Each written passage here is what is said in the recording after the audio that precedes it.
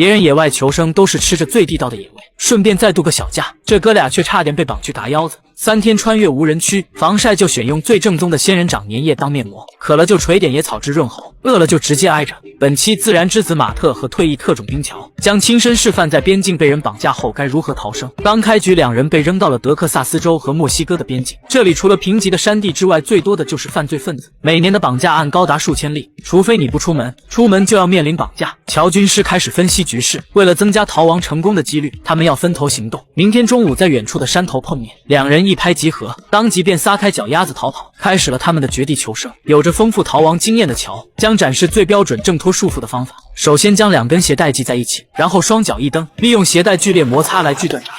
逃跑时千万别忘了把不要的东西藏起来，这样既可以掩盖气味，又能消除路过的痕迹。另外，一切能反光的东西都要装好，避免像个二傻子一样自爆位置。而狂放派的马特就没那么多讲究，他直接采用最简单粗暴的方式，利用锋利的岩石一点点磨断闸带。解放双手后的马特，闸带一扔，继续跑路。谨慎的乔为了不暴露自己的行踪，选择在半山腰前进。当路过沙地时，保险起见，他还把袜子反套在鞋外面。虽然没啥用，但至少可以不留下那么清晰的脚印。穿越沙地后，遇到了一条小溪。为了制造自己跨越溪流逃跑的假象，乔故意在岸边留下很多踩踏的痕迹，然后再来一个回马刹，小心地顺着溪流一直往下走。虽然在荒漠中水源异常珍贵，但他可不敢喝这种来源不明的水。黑色衣服有着超强的吸热性，导致乔跟直接穿火盆没啥区别，所以他要打湿最烫的2边袖子，接着再抹点水到脸后颈。当然，为了保养仅剩的头发，也要给头顶来点水润润。马特比乔幸运，他在山地打野遇到了丝兰花，用布包裹着花，再用石头锤上749下，直到往外渗出一些粘稠的白沫，就可以享用正宗的鲜榨花汁了。马特将这番操作称为人体榨汁机，手动鲜榨，清凉入喉，甚至还有点甜味。喝了2口，直接支棱了起来。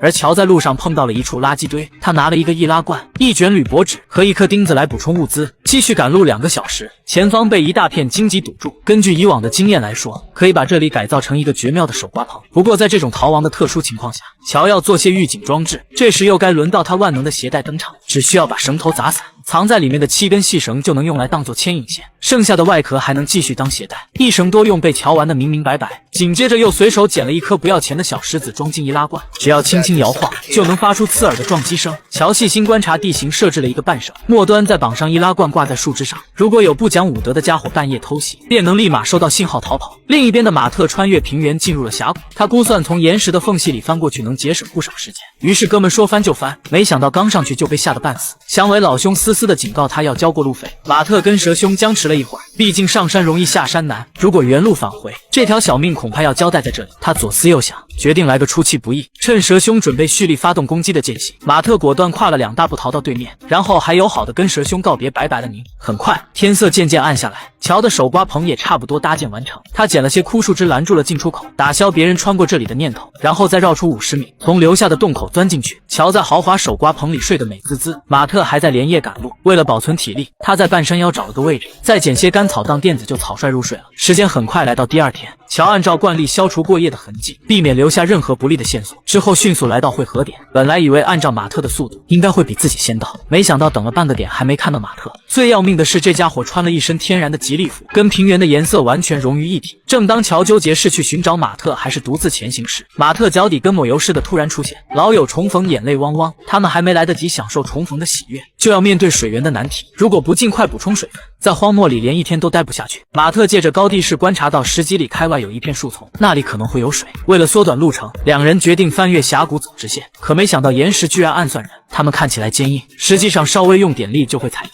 乔一不小心踩到松动的岩石，要不是手上有劲，差点就栽在这。费尽9牛2虎之力翻越大峡谷，一上来就获得通关奖励。仙人掌虽然表面长了很多刺，但只要用石头磨掉，就能轻易把它们撕开，而里面的粘液可以充当防晒霜，只要2个小时涂一次，就能让它们避免被晒伤。马特打包了一大袋仙人掌，刚往前走出几里地，又遇到了宝藏。这些小家伙叫荠草，里面含有大量的可食用水分。马特版人体榨汁机再次上线，光是闻那股清爽的味道，他就已经开始流口水了。马特迫不及待第一个享用，乔觉得这玩意儿确实不错，还拿了根在路上当小零嘴。通过长途跋涉，周围的地形渐渐平坦，乔顺手捡了一个玻璃瓶，然后就继续前行，寻找合适的庇护所。马特对岩洞十分热爱，两人急忙上前打量，这里不仅隐蔽，视野还十分开阔。当即便决定在此过夜。马特兴冲冲的想要生火烤仙人掌，结果被乔一阵嫌弃，这个做法太蠢了，白烟肯定会暴露两人的位置。不过可以做一个无烟火坑。马特觉得言之有理，勉强同意了。而乔刚才捡的玻璃瓶也派上了大用场，只需要把钉子的大头朝下，然后摇晃瓶子，瓶底就会裂开，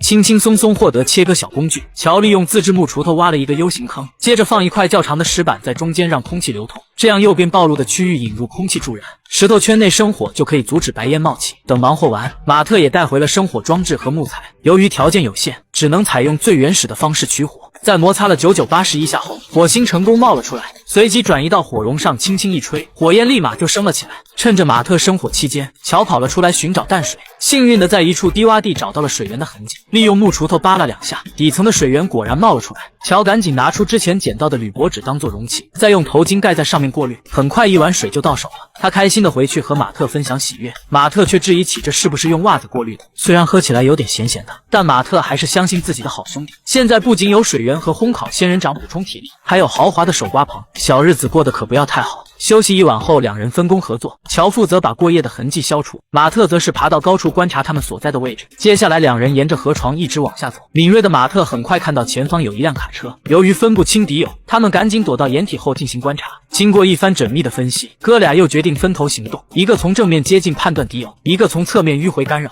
结果很幸运是友军。至此，马特和乔顺利完成了本期的挑战。